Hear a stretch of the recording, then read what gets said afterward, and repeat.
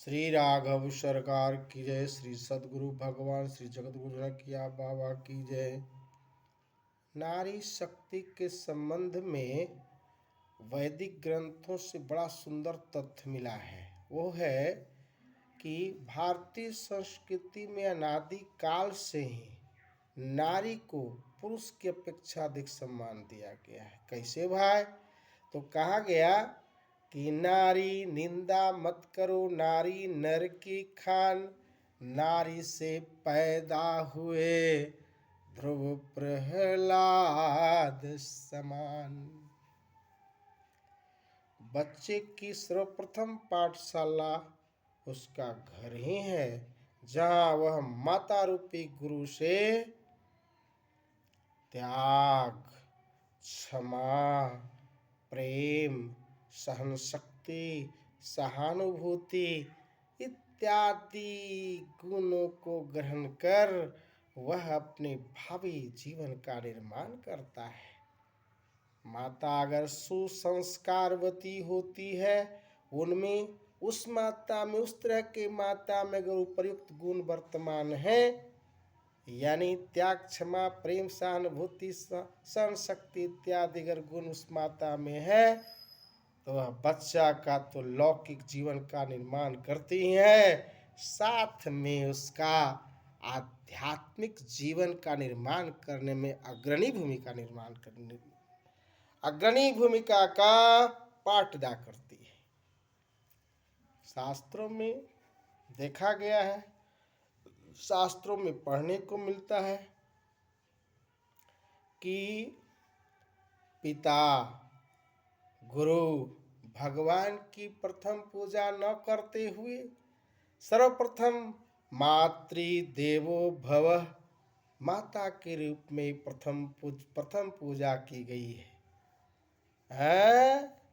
यहाँ तक शास्त्र में कहा गया कि माता का गौरव पिता से 1000 गुना अधिक होता है।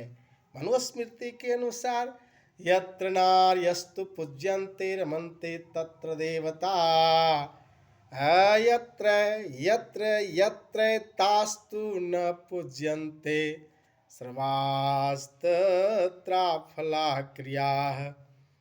जिस घर में नारी का आदर होता है, रिस्पेक्ट मिलता है, उस घर में उसमें सभी देवता आनंद पूर्वक रमन करते हैं।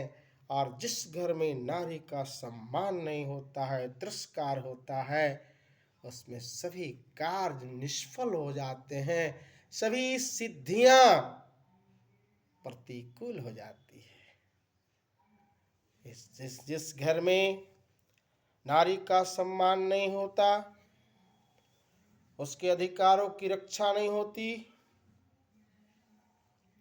वह घर लक्ष्मी यानी धन धान से शून्य हो जाती है।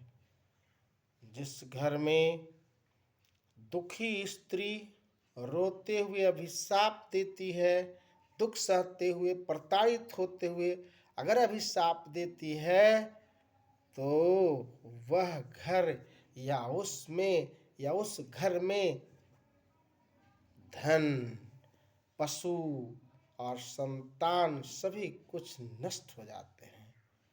इसलिए भाई, काम शांति कामी पुरुष को चाहिए कि किसी भी स्थिति में नारी का सम्मान करे। नारी सर्वत्र रक्षणीय है, सर्वदा अवध्य है, रक्षा करने योग्य है, अवध्य है। सदा सदा से ही नारी की प्रथम पूजा होते आई है। माता के रूप में तो सर्वदा वंदनीय है ही, पत्नी के रूप में भी कम नहीं उसका महत्व है। पत्नी के बगैर कोई भी शुभ कार्य अगर करता हो तो सभी निष्फल हो जाते हैं। इसलिए पत्नी पति का अर्धांगिनी है। पत्नी के बगैर गृह की कल्पना नहीं कर सकते हैं। गृहिणी अगर है तो गृह है, अगर गृहिणी नहीं है तो कहा गया बिनु घरनी घर भूत का डेरा। इसलिए भाई हमें चाहिए कि किसी भी चाहे किसी भी वर्ग की किसी भी प्रकार की स्त्री क्यों न हो, उसका सम्मान करना सीखें। उसका सम्मान होना चाहिए, नहीं तो पाप है। इसलिए किसी भी स्त्री में किसी भी प्रकार आपके प्रारब्ध के अनुसार आपको उसको जोड़ा गया है। अगर आप उसके साथ अनैतिक कार्य करते हैं, सम्मान नहीं देते हैं, तो पूरा जीवन आपका निरर्थक, निष्फल और मतलब कहिए कि सदा आप असफल ही रहेंगे। पूरे जीवन आपका जीवन में कभी सरसता नहीं आएगा, सदा निरस्ता में ही सदा उस उदासी जीवन बिताइएगा।